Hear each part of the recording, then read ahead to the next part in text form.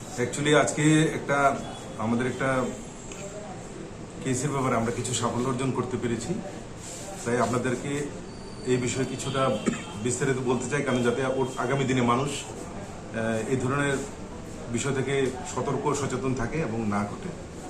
গত বৃহস্পতিবার দিন আমাদের রামনগর এলাকার একজন রিটায়ার্ড প্রফেসর মহিলা, উনি ফল কেনার জন্য সকালবেলা বাড়ি থেকে বের হওয়ার পর তিনি রাস্তায় একটি টমটম ওনাকে ডেকেই ওনাকে বলেন যে মাসিমা কোথায় যাচ্ছেন, বলে না বলছে বটতলা যাবো, ঠিক আছে আমিও যাচ্ছি বলে ওনাকে টমটমে ওঠানোর পরে উনি বটতলা আসেন ফল কেনার জন্য। ওনার পছন্দ মতো ফল না পাওয়াতে উনি তখন বলছেন যে না তাহলে আর চলে যাই, ফল ভালো পাওয়া যাচ্ছে না।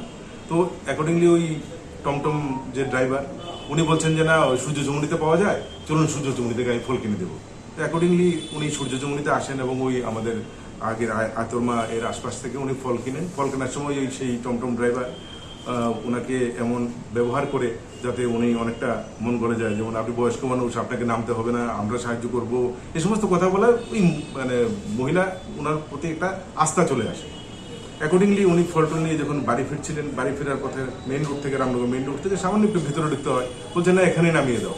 তো বলছে না না এই আমি আপনাকে ভেতরেই নামিয়ে দেবো, আপনার ওই ফলের ব্যাগটাকেও আমি ভেতরে পৌঁছে দেবো, আপনি বয়স্ক মানুষ, আপনি তো পারবেন না। তো এইভাবে সে সামনে চলে আসে এবং যেই ফলের ব্যাগটা নিচে নামিয়ে দিয়ে মহিলা যখন ওই টাকা দেওয়ার জন্য ব্যাগ খুলতে যাবে, ঠিক তখনই ওনার গলা থেকে টান মেরে ওই সোনার চেন, যেটা প্রায় 2 ভরি ওজনের, ওটা নিয়ে যায়। আর উনি তো তখন প্রথম যখন গলায় হাড়ে স্পর্শ করেছে উনি তো বুঝতে পেরে উনি এভাবে ধরেছেন, লকেটটা ওনার হাতেই রয়ে গেছে আর চেনটা ছিঁড়ে নিয়ে ওর সঙ্গে সঙ্গে চলে যায়। তো পরবর্তী সময়ে আমরা এই ঘটনা নিয়ে আমরা পশ্চিম থানায় একটা কেস হয় এবং জয়ন্ত দে ওসি উনি ওনার টিম নিয়ে সঙ্গে সঙ্গে এই ঘটনার তদন্তে নেমে পড়ে।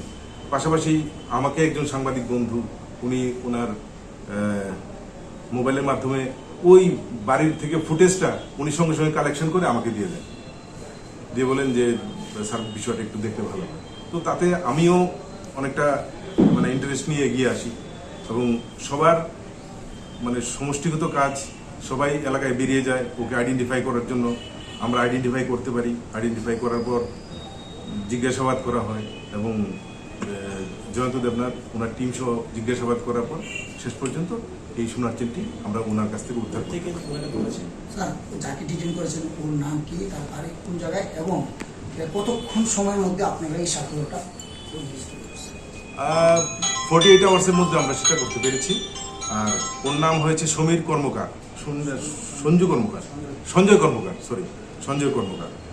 আর বাড়ি তো ওর অ্যাকচুয়ালি অনেকগুলি বাড়ি, বিভিন্ন জায়গায় ঘুরে ঘুরে বর্তমানে রামনগরই থাকছে।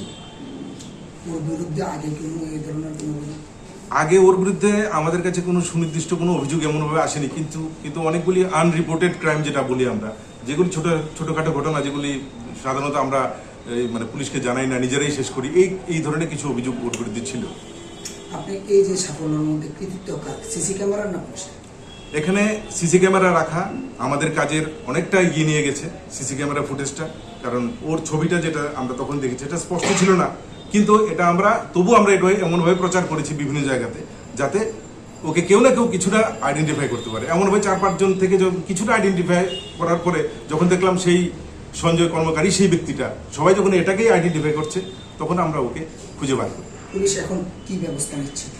ওর বিরুদ্ধে স্পেসিফিক কেস হয়েছে, ওকে কোর্টে চালান দেওয়া হবে এবং চার্জশিট করা হবে এই কেসে। আর তার থেকে বড় জিনিস হচ্ছে এই ঘটনাটা আমরা এই কারণে আপনাদেরকে জানাই, কারণ যারা এভাবে টমটমে চলাফেরা করেন আমাদের সাধারণ মানুষ বা যাত্রীরা, সবাই যেন একটু সতর্ক থাকেন, সবাইকে সৎ বিশ্বাস করে সেভাবে ঘরের মধ্যে নিয়ে যাওয়া বা এই সমস্ত বিষয়ে একটু সতর্কতা সবারই অবলম্বন করা দরকার, আর নয়তো এই ধরনের ঘটনা ঘটতে পারে। কমপ্লেনের বাড়ি কোথায় এবং নাম কি? বরিদাস আর রামনগর, এখন আসছে।